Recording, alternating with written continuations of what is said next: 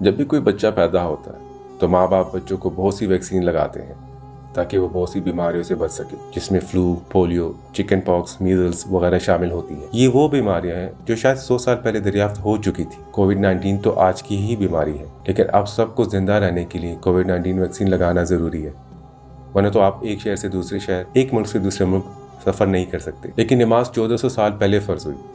اگر نماز کو بھی ماں باپ ویکسین کی طرح بچوں کے دل و دماغ میں ڈالتے تو شاید اب کوئی بچہ بے نمازی نہ ہوتا۔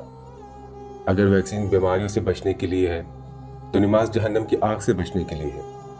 ویکسین اگر جسم کو جراثیم سے پاک کرتی ہے تو نماز ہماری روح کو پاک کرتی ہے، اور یہ کہ نماز پڑھتے رہو اور اس سے ڈرتے رہو، اور وہی تو ہے جس کے پاس جمع کیے جاؤ گے۔